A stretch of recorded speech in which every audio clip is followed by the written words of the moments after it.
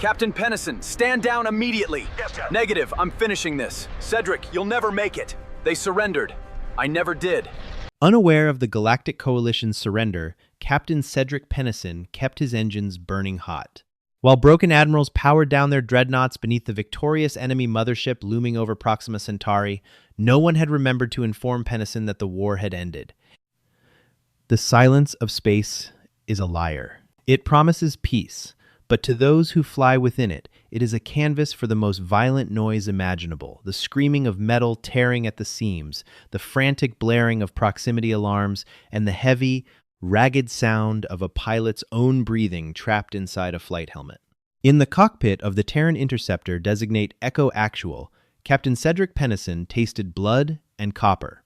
His head throbbed, a steady, rhythmic pounding that kept time with the flickering red emergency lights bathing the cramped cabin. Through the reinforced diamond glass canopy, the graveyard of the Galactic Coalition floated in grim silence.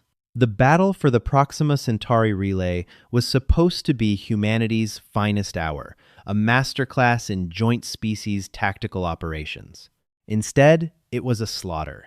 The dreadnoughts of the alien Zathi lay cracked open like discarded shells, their glowing blue atmospheric reserves freezing into crystalline dust as it vented into the void.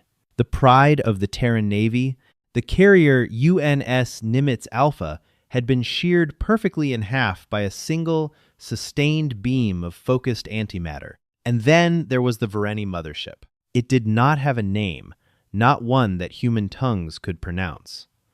The Joint Intelligence Committee at DARPA and the naval analysts at the Pentagon simply referred to it as the anomaly. It was not a ship in the traditional sense. It was a floating, geometric nightmare, roughly the size of the island of Oahu.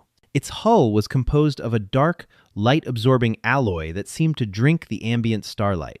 Veins of pulsing, sickly green plasma ran across its surface, powering weapon systems that had effortlessly dismantled a fleet of 3,000 Allied vessels in under 47 minutes. Cedric's hands hovered over the flight yoke.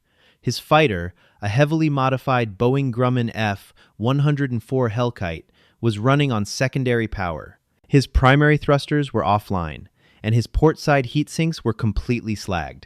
Then the comms system crackled to life, breaking the heavy silence. It wasn't a tactical update. It was an open-frequency broadcast, unencrypted, transmitting across all remaining Coalition channels. This is Fleet Admiral Thomas Wright of the United Earth Navy, acting commander of the surviving Coalition forces. The voice was hollow, broken. Cedric had served under Wright for 10 years. The man was a bulldog, a veteran of the Jovian skirmishes, a man who never backed down. Now, he sounded like a ghost. To all remaining vessels, power down your weapon systems. Disengage your fusion drives. The Voreni Syndicate has transmitted terms of capitulation. I have accepted them on behalf of the Coalition. We are mathematically defeated. Any further resistance will result in the total annihilation of our species' homeworlds. Protocol Delta is in effect. May God have mercy on us all. Cedric stared at the comms panel. The words hung in the stale air of the cockpit. Capitulation. Mathematically defeated. Around him, the tactical HUD began to update. The tiny blue blips that represented the remaining human and allied fighters were changing. One by one, they turned gray. Their transponders were broadcasting the universal code of surrender. The massive General Dynamics defense platforms orbiting the relay powered down, their kinetic railguns drooping like the heads of defeated soldiers. The Voreni mothership hung in the center of it all, an arrogant monument to overwhelming power. It hadn't even deployed its fighter screens. It hadn't needed to. A secondary voice pinged on a closed, private channel. It was Lieutenant David O'Connor, Cedric's wingman. Artie. David's voice came through, strained and breathless. You? Copying the Admiral? I hear it, Davy, Cedric replied, his voice barely above a whisper. My ship's automated compliance module just kicked in, David said. The flagship is sending remote kill signals to our drives so the Voreni know we're complying. Lockheed Martin really did a number on these override codes. I'm dead in the water. We lost, Artie. It's over. Cedric looked down at his own console. A flashing yellow prompt blinked aggressively on the main terminal. Flagship override initiating. Fusion drive shutdown in 10-9. The logic of the situation was absolute. The Voreni possessed shielding technology that made them practically invulnerable to conventional torpedoes. Their weapons range was triple that of the Terran forces. Admiral Wright was correct. The math did not support continued aggression. In a real-world scenario, survival dictates surrender when the probability of victory reaches zero. But humanity's history had never been strictly tethered to the cold reality of mathematics. Cedric's grandfather had been a commercial pilot back in the early 21st century. He used to tell Cedric stories about the old days, about how machines were only as good as the blood and muscle pulling the levers. He told him about men who landed crippled airliners on rivers, about astronauts who fixed dying space stations with duct tape and sheer will, and about soldiers who held lines against impossible odds, not because they could win, but because yielding was fundamentally incompatible with their spirit. "Artie?" David's voice asked, tinged with a sudden spike of panic. "Your transponder is still broadcasting hot. Your compliance module didn't engage. Artie, you need to power down. The Voreni are scanning the debris field. If you hold a charge, they'll swat you out of the sky like a fly." Cedric didn't answer. He was staring at the blinking yellow prompt. San, R. With a sudden, violent motion, Cedric slammed his fist into the secondary physical override switch, breaking the safety glass, and yanked the heavy analog lever downward. The yellow prompt vanished, replaced by a glaring red warning. Override failed. Manual control engaged. Warning. Unsanctioned fusion ramp up. "Davy," Cedric finally spoke, his voice dropping an octave, settling into a cold, terrifying calm. "Tell the Admiral that my radio took a hit. Tell him I didn't get the memo." "Cedric, what the hell are you doing? Stand down. That's a direct order." Cedric reached up and switched the external comms frequency to 0. The cockpit plunged back into silence, save for the low, predatory hum of his Pratt & Whitney dark matter core spooling up. He was now alone in the dark. A single, insignificant speck of dust, preparing to challenge a mountain. The F-104 Hellkite was designed as a deep space interceptor, built for speed and penetration, not sustained dogfighting. Its core architecture was built around an experimental dark matter compressor, a piece of technology birthed in the secretive underground labs of CERN and finalized by private defense contractors in low Earth orbit. The reactor produced a staggering amount of energy, most of which was dumped into the rear thrusters and the forward deflector shields. If the containment field around that reactor were to fail while operating at maximum capacity, the resulting detonation would yield the equivalent of a 50-megaton thermonuclear warhead compressed into a singular, directed shockwave. Cedric knew this. Every test pilot at the Pensacola Orbital Training Facility knew this. It was the morbid joke of the interceptor squadrons. You aren't flying a fighter, you're strapped to a bomb with a steering wheel. Cedric brought up the tactical schematics of the Voreni Mothership. The Coalition's supercomputers had been analyzing the alien vessel for hours, transmitting terabytes of useless data to the fleet. The Voreni shields were impenetrable. They utilized a localized spatial distortion field. Kinetic rounds simply stopped. Energy weapons were dispersed across the surface area. But Cedric was not a supercomputer. He was a human engineer who had spent his youth stripping down and rebuilding combustion engines in a dusty garage in Nevada. He understood thermodynamics. He understood that no matter how advanced a species was, no matter how profoundly they had mastered the cosmos, the fundamental laws of physics still applied. Energy creates heat. Massive amounts of energy create massive amounts of heat. And in the vacuum of space, heat has nowhere to go unless you vent it. He zoomed in on the aft ventral section of the mothership. There. Amidst the perfectly smooth black armor, there were massive, heavily armored ridges. Every 3 minutes, right after the mothership fired its main antimatter cannon, the localized spatial shield in that specific sector flickered, and a massive burst of thermal radiation washed out into space. It was an exhaust port. Not a small, easily exploitable one from a pulp movie, but a massive, heavily guarded thermal vent, protected by a secondary layer of point defense plasma turrets and a staggered shield matrix. A dreadnought couldn't get near it. A squadron of fighters would be torn to shreds by the automated turrets before they closed the distance.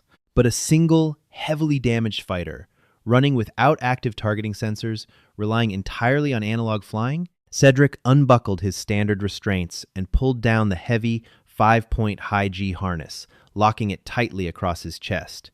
He reached under his console and opened a small, red panel. Inside was the medical override system. Combat pilots were strictly forbidden from using it except in catastrophic emergencies. It was a cocktail of synthetic adrenaline, noradrenaline, and heavily concentrated liquid amphetamines designed to keep a pilot conscious during extreme gravitational stress. He punched the activation code. A sharp hiss echoed in the cabin as the automated needle pierced his flight suit and injected the cocktail directly into his femoral artery. The reaction was instantaneous. Cedric's heart rate spiked to 180 beats per minute. His pupils dilated until his eyes were almost entirely black. The pain in his head vanished, replaced by an electric, burning clarity. Time seemed to slow down to a crawl. He could hear the individual rotations of the cooling fans in his dashboard.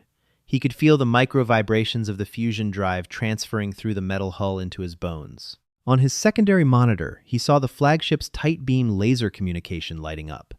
Admiral Wright was trying to contact him directly. They had noticed his power signature rising. Cedric ignored it. He was busy rerouting all life support, all targeting computers, and all weapons power directly into the engine's magnetic containment field. He was intentionally overloading his own ship. The Hellkite began to shudder violently. The structural integrity alarms screamed, bathing the cockpit in strobe light red. He was essentially creating a runaway chain reaction. In exactly 4 minutes, the reactor would melt down. Cedric gripped the flight yoke with hands that were completely steady. He looked out the canopy at the massive, dark silhouette of the Voreni mothership. The fleet around him was dead, dark, and silent. The aliens had won. The commanders had surrendered. The politicians would negotiate terms of slavery. "Not today," Cedric whispered to the empty cabin. "Not on my watch." He slammed the throttle forward to 120% capacity. The Hellkite didn't just accelerate. It vanished from its static position, leaving a momentary ghost image of ionized gas in its wake. The sudden acceleration hit Cedric with 12 Gs of force. The breath was violently crushed from his lungs. His vision instantly tunneled, the edges of the universe turning a deep, staticky gray. The high-G harness dug into his collarbones, threatening to snap them. The lone human fighter tore through the debris field, a solitary streak of blinding white light against the dark tapestry of defeat. Aboard the Voreni mothership, the sudden surge in energy did not go unnoticed. Deep within the geometric labyrinth of the alien vessel, sensors detected the anomaly, but the alien minds calculating the battle were bound by pure logic. The battle was mathematically concluded. The enemy commander had transmitted the universal harmonic frequency of submission. A lone, heavily damaged fighter accelerating toward them was illogical. It was an anomaly. It was likely a mechanical failure, a dead ship suffering a reactor malfunction. By the time the Voreni tactical network realized the trajectory was deliberate, Cedric had already crossed the outer perimeter. Space combat is typically fought at distances of hundreds of thousands of kilometers. Ships fire munitions that take minutes to cross the void. But Cedric was closing the gap at a fraction of the speed of light. At 15 Gs, the human body begins to break down. Even with the chemical cocktail raging through his veins, Cedric was bleeding from his nose, his capillaries bursting under the immense pressure. The skin on his face was pulled back, locking his features into a grotesque, skull-like rictus. He could not turn his head. He could barely move his fingers. He didn't need to. He was completely dialed in. Man and machine had become a singular, kinetic entity. The Voreni automated defense grid finally woke up to the threat. The dark hull of the mothership rippled as thousands of point defense turrets swiveled to track the incoming Hellkite. The void of space suddenly filled with a terrifying light show. Streaks of neon green plasma, each bolt hot enough to vaporize titanium, laced the vacuum. It was a wall of fire, an impenetrable curtain of death designed to vaporize incoming asteroid clusters, let alone a single, fragile human fighter. Cedric's hands, trembling against the crushing gravity, danced on the yoke. He wasn't flying in a straight line. If he flew straight, the alien targeting computers would calculate his trajectory and vaporize him in microseconds. Instead, Cedric engaged a maneuver born not from a military manual, but from the chaotic mathematics of human unpredictability. It was an evasive pattern colloquially known by test pilots as the stochastic drunkard's walk, an algorithmic flight path developed by the Rand Corporation decades ago for autonomous drones. Designed to be completely unpredictable to predictive targeting matrices, but no human had ever attempted to fly it manually at these speeds. The Hellkite snapped left, barrel rolled, dropped its nose, and surged upward in a jarring, sickening zigzag. Plasma bolts grazed the fuselage, superheating the outer hull. Alarms were no longer just beeping. They were emitting a constant, solid shriek. Warning. Hull. Temperature critical. Warning. Structural failure imminent. Cedric spat blood onto the inside of his visor. "Hold together, you beautiful piece of junk," he gritted through clenched teeth. "Just hold together for 10 more seconds." Through the chaos, the comm system violently burst to life. Admiral Wright had bypassed the standard frequencies and routed a transmission directly through the Hellkite's emergency transponder band. "Captain Pennison! Abort! Abort your current vector immediately! You are violating the terms of surrender! You are going to get earth-glassed! You insubordinate son of a bitch! Pull back!" The Admiral's voice was a mix of terror and rage. He was watching the tactical feed from the flagship, watching a single rogue blip defy the collective surrender of 3 species. Cedric's eyes flicked to the reactor gauge. The containment field was at 5%. The metal floor beneath his boots was physically glowing dull red from the heat radiating off the dark matter compressor. He hit the transmit button on the yoke. It took all of his strength just to depress his thumb. "Admiral!" Cedric gasped, his voice ragged, distorted by the G-force and the blood in his throat.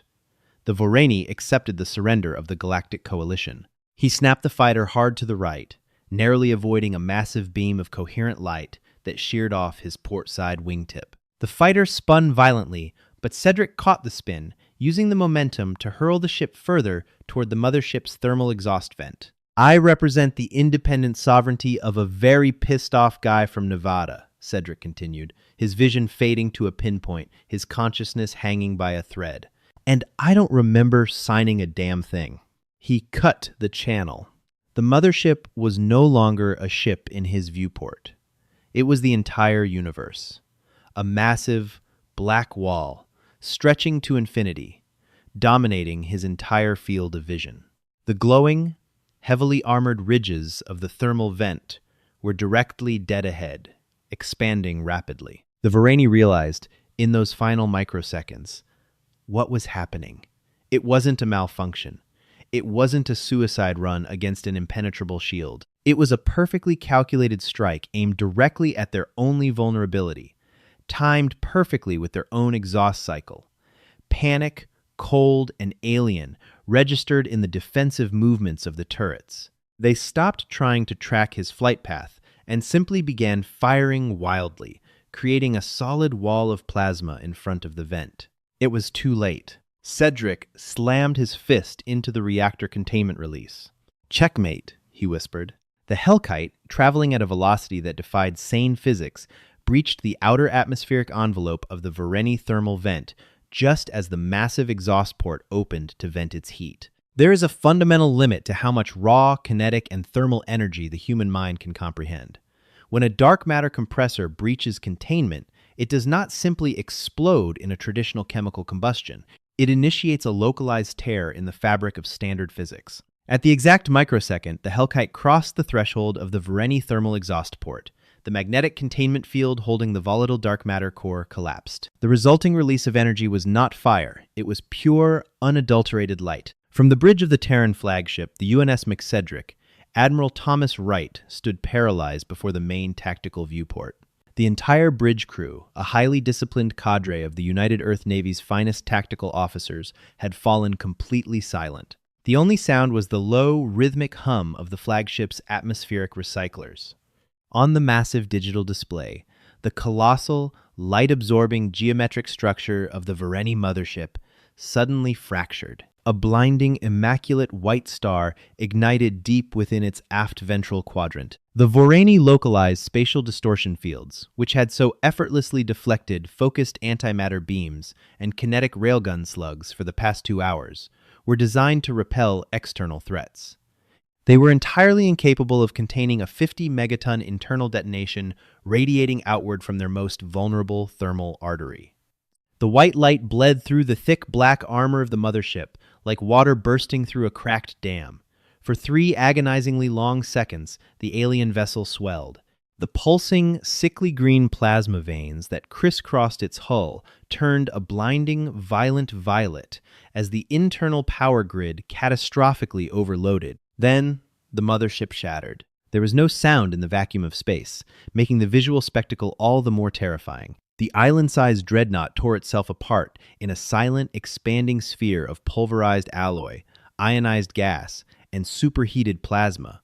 A massive, invisible shockwave of gravitational displacement rippled outward, violently shaking the disabled hulks of the Coalition fleet. Aboard the Cedric, the artificial gravity plating flickered, and the massive flagship groaned as the shockwave washed over its deflector shields. Admiral Wright gripped the tactical console, his knuckles turning white, his jaw locked in a rigid line of absolute disbelief. "Sensors," Wright rasped, his voice sounding like dry gravel.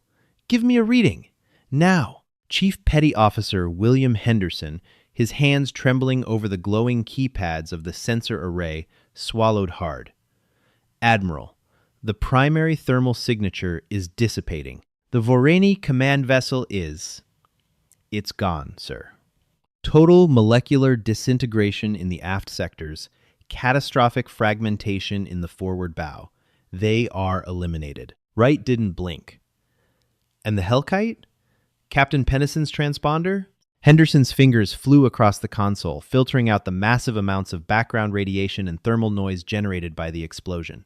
"Negative, sir. The blast radius was absolute. Nothing organic could survive that yield at point-blank range. The transponder is dark." A heavy, suffocating silence descended upon the bridge again. Cedric Pennison had just single-handedly decapitated the most technologically advanced armada humanity had ever encountered, and he had vaporized himself in the process. But there was no time for mourning. The tactical reality of the battlefield was still overwhelmingly grim. The mothership was gone, but the Voreni escort fleet, nearly 400 heavy cruisers, and thousands of automated interceptors still surrounded the crippled Coalition forces. "Shields to maximum," Wright barked, his military instincts overriding his shock. "They just lost their command node. Their hive logic is going to scatter, or they are going to retaliate with everything they have. Reroute all auxiliary power to the forward batteries. If we are going out, we are taking as many of them with us as we..." "Admiral!" Henderson interrupted, his voice spiking an octave in sheer panic. "Look at the tactical feed! The Voreni escorts! They aren't firing!" Wright snapped his gaze back to the massive holographic display. The red icons representing the Voreni cruisers were acting erratically. They had broken their rigid, geometric blockade formations, but they weren't turning their weapons toward the Terran fleet. Instead, the impossible was happening. One by one, the glowing green plasma drives of the Voreni cruisers dimmed. The massive, menacing weapon batteries along their hulls locked into their neutral, forward-facing positions. Across the Coalition's open comms frequencies, a new, universally translated broadcast began to loop. It was not the cold, synthesized voice of the Voreni Prime Elector demanding surrender. It was an automated data packet, repeating a single, unified mathematical code. "Sir," the communications officer, Lieutenant Commander Sarah Jenkins, whispered, pulling off her headset. "It's a universal harmonic frequency of submission. They are standing down. The entire Voreni fleet is powering down their weapons." Wright stared at the tactical plot. It defied every piece of military doctrine ever written. Why? They still outgun us 10-1. We are dead in the water. "Because they are machines of pure logic, Admiral. a voice crackled over the local tactical net. It was Lieutenant David O'Connor, Cedric's wingman, sitting in his disabled fighter amidst the debris field. Their supreme command vessel was just annihilated by a single, mathematically inferior interceptor. Their predictive algorithms couldn't foresee it. Their combat models failed. In their logic, if a single Terran fighter possesses the capability to destroy their flagship against all statistical probability, then the entire Terran fleet must possess unquantifiable, catastrophic potential. O'Connor paused, his breathing heavy over the microphone. They aren't surrendering to the Coalition, Admiral. They are surrendering to the anomaly. They are surrendering to human irrationality. Wright absorbed the weight of the realization. The war wasn't won by superior firepower or brilliant tactical maneuvering. It was won because a stubbornly defiant human decided to throw the rulebook into a fusion reactor and light it on fire. Admiral O'Connor's voice broke the silence again, this time entirely devoid of military protocol. I am overriding my lockdown codes. I am going into the debris field. Lieutenant O'Connor, stand down, Wright ordered, though the command lacked its usual steel. The radiation levels in that sector are lethal. The Hellkite detonated at point-blank range. Pennison is gone. With all due respect, sir, you didn't see what I saw, O'Connor replied, his engines suddenly flaring to life on the tactical board. Artie didn't fly straight in. He initiated a secondary manual override right before impact. He blew his own canopy. Before Wright could issue another command, O'Connor's fighter streaked away from the formation, plunging directly into the expanding cloud of superheated metal and glowing gas that used to be the Voreni Mothership. The interior of O'Connor's cockpit was a mess of screaming hazard alarms. The ambient radiation outside his hull was spiking dangerously close to the limits of his localized shielding. He navigated through massive, spinning chunks of black Voreni armor, his landing lights cutting through the thick, particulate fog of the explosion's aftermath. Echo Actual, this is Echo 2. Do you read? O'Connor transmitted on the emergency shortwave band. Static hissed back at him. He pushed deeper into the kill zone. The heat from the surrounding debris was beginning to cook his own sensors. Come on, Artie, you stubborn son of a bitch. You didn't do all of that just to fade out. For 20 minutes, O'Connor flew a grid search through the graveyard, dodging massive structural beams and floating lakes of freezing coolant. He was about to turn back, his radiation alarms flashing a critical red warning, when his passive scanner picked up a microscopic, rhythmic ping. It wasn't a standard transponder. It was the localized locator beacon of a Boeing Grumman Mk4 emergency ejection pod. "McCedric, I have a signal!" O'Connor yelled, banking his fighter hard around a shattered piece of the Voreni primary drive coil. There, floating amidst the wreckage of a civilization that had conquered 1,000 worlds, was a charred, battered titanium sphere.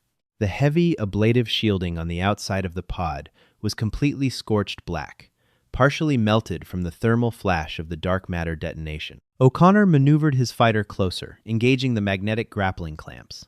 "Echo Actual, if you are in there, you owe me a beer for the rest of my natural life." He locked onto the pod. The telemetry data fed directly into his dashboard.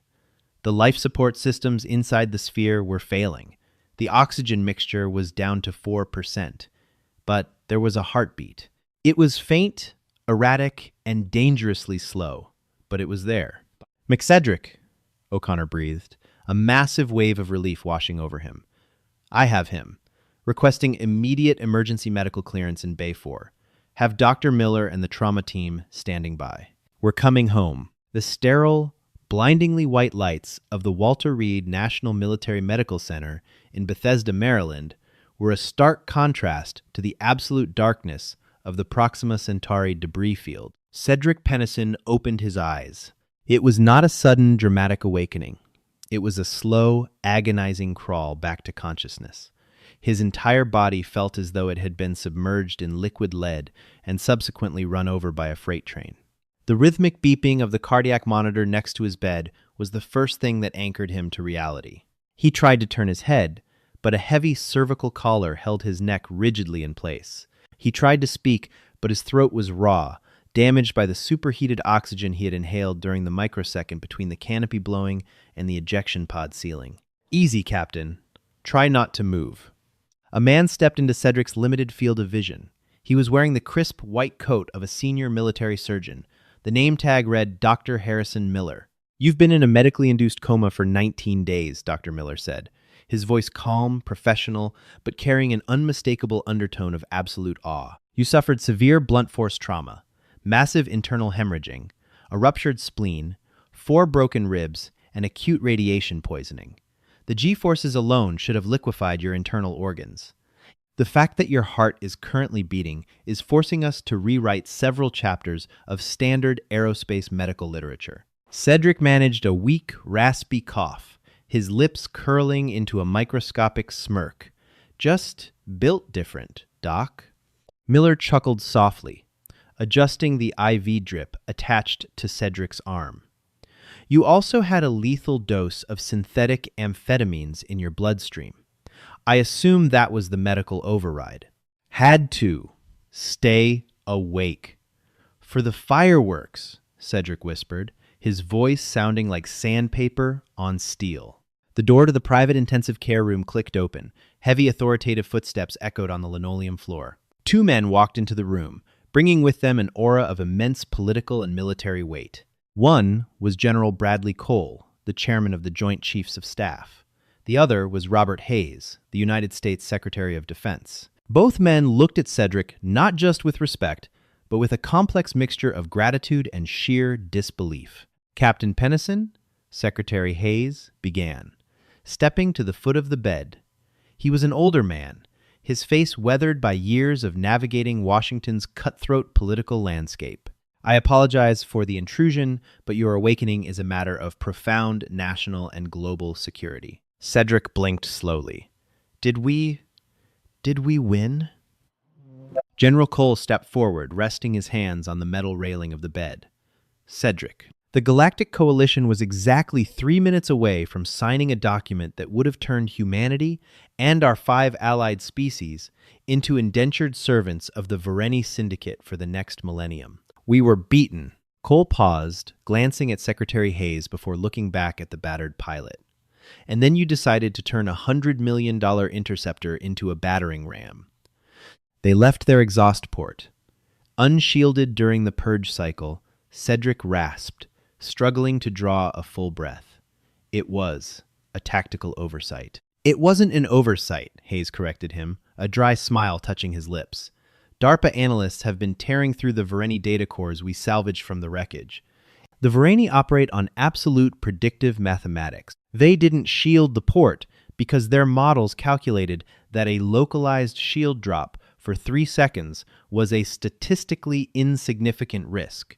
No standard munition could reach it in time, and no rational pilot would ever execute a suicide run with a 99% probability of failure."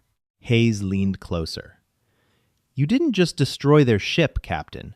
You destroyed their entire philosophy of warfare. Their hive mind command structure could not process an enemy that knowingly defies the logic of self-preservation to achieve a tactical victory. It broke their algorithms." Cedric tried to process the information through the haze of painkillers clouding his mind. "So, they retreated?" "No," General Cole said heavily. "They didn't retreat. They surrendered." Cedric's eyes widened slightly. 2 days after the battle, Hayes continued. A Voreni emissary ship arrived in Earth orbit. They bypassed the Galactic Coalition entirely. They didn't want to speak to the alien diplomats in Geneva, and they didn't want to speak to Admiral Wright. They demanded to speak to the leaders of the species that produced the Apex anomaly. Hayes pulled a small, incredibly dense data drive from his pocket and set it on the nightstand next to Cedric. They formally capitulated to the United Earth government. In their eyes, humanity possesses a trait they refer to as spontaneous suicidal efficacy. They believe that our capacity for unpredictable, mathematically unsound violence makes us an apex predator that cannot be modeled and therefore cannot be defeated. They handed over their entire technological database, the coordinates to their shipyard sectors, and agreed to dismantle their military infrastructure. Cedric stared at the ceiling, the sheer scale of the revelation washing over him. He was a kid from a dusty garage in Nevada who liked fixing old combustion engines. He joined the Navy because he liked flying fast. He wasn't a hero. He was just a guy who got backed into a corner and refused to lay down and die. "The Coalition is in an uproar," General Cole added, a hint of dark amusement in his voice. "The alien species we allied with the ones who are ready to sell us out to save their own homeworlds are suddenly terrified of us. We are now the undisputed dominant military and political force in this quadrant of the galaxy. All because you didn't listen to the Admiral's direct order." Cedric looked at General Cole. "Am I being court-martialed, sir?" Cole burst out laughing, a deep, booming sound that startled Dr. Miller. "Court-martialed? Son, the President of the United States wants to pin the Medal of Honor on your chest personally. The Coalition wants to build a statue of you in the center of the Geneva Plaza. Boeing wants to name their next generation of starfighters after you." Cedric closed his eyes, a profound exhaustion settling deep into his bones. The adrenaline was finally gone, leaving only the dull ache of survival. He didn't care about statues. He didn't care about political dominance or Voreni predictive algorithms. "General," Cedric whispered, keeping his eyes closed. "Yes, Captain?"